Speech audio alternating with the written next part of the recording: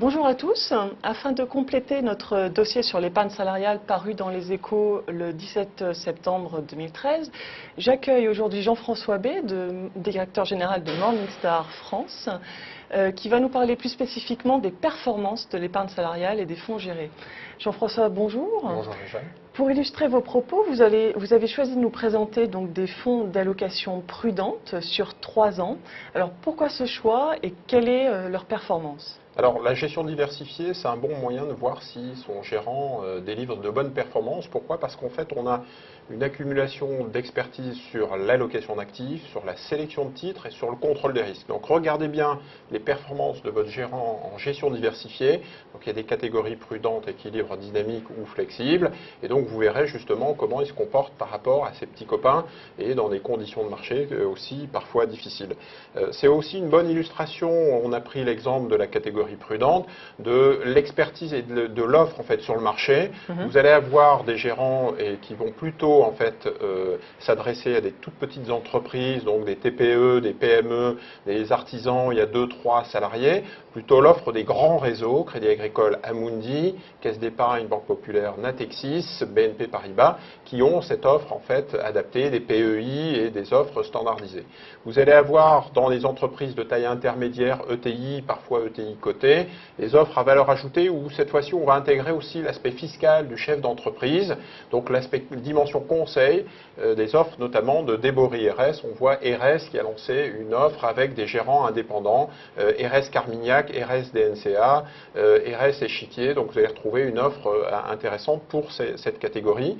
Vous allez avoir les très très grandes entreprises, groupes mondiaux, groupes cotés, qui vont cette fois-ci être qui ont une offre en fait proposée par des grands gérants, bien évidemment, AXA, HSBC, et on a aussi des gérants institutionnels, puisque des filiales de caisses de retraite, je pense notamment à Interexpansion Fonds Gépard, qu'on a ici dans la catégorie aussi prudente, qui offrent ce type de produit à ces grandes entreprises. D'accord. Alors vous, au niveau performance, on a pris un exemple donc sur 3 ans, puisqu'il s'agit d'épargne longue.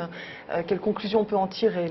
Ces réseaux s'en sortent bien? Alors, on voit que la performance sur 3 ans des premiers, en fait, est de l'ordre de 5, 4, 3, 2% annualisé. Donc, il faudrait multiplier par 3 globalement pour avoir la performance globale cumulée. La catégorie allocation prudente de Morningstar délivre sur la période une performance de 2,48%. Donc, ça montre, premier constat, que les gérants d'épargne salariale délivrent une surperformance ou peuvent délivrer une surperformance par rapport aux fonds traditionnels. L'épargne salariale n'est pas moins bien gérée ou mieux gérée que les fonds traditionnels. Les gérants d'épargne salariale comme Amundi, AXA ou Natixis ne font pas exprès de détruire de la performance et moins bien gérer vos FCPE. Oui. Alors du coup, est-ce que ça vaut le coup pour nos auditeurs de rester dans l'épargne salariale, voire de dynamiser leur épargne salariale sous quelles conditions? Alors la première question, la plupart du temps, c'est par rapport au monétaire. Donc en éviction par rapport à une catégorie qui délivre très peu de performance. Trop de salariés ont une épargne salariale constituée à partir de fonds monétaires ou quasi monétaires. Il faut absolument sortir de ces fonds monétaires. C'est un excès de prudence. Exactement, un excès de prudence parce qu'il y a quelques années, ça délivrait encore 3-4%. Aujourd'hui, ça délivre presque 0%. Moins les frais de gestion, moins l'inflation, vous détruisez du capital. Donc, il ne faut surtout pas rester dans ces fonds monétaires. C'est le premier conseil. Le deuxième conseil, c'est d'utiliser de la gestion diversifiée en fonction de votre profil de risque, puisqu'on le voit, les fonds diversifiés et gérés par des grandes maisons délivrent de très bonnes performances. Donc 5% par an, c'est mieux que 0%. Donc il faut absolument utiliser ces gestions diversifiées qui sont de qualité. Le troisième élément, avant de se lancer dans la sélection de fonds et avant de comparer la performance de son épargne salariale, c'est déjà de faire un bilan de ces différents dispositifs. Trop peu de salariés font le bilan de leur épargne salariale, cumulent leurs différents dispositifs pour voir ce qu'ils ont.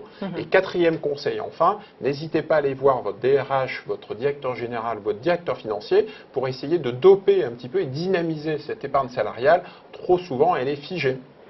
Très bien. Merci beaucoup Jean-François B de Morningstar. On vous retrouve bientôt pour une nouvelle analyse des marchés financiers. À très bientôt.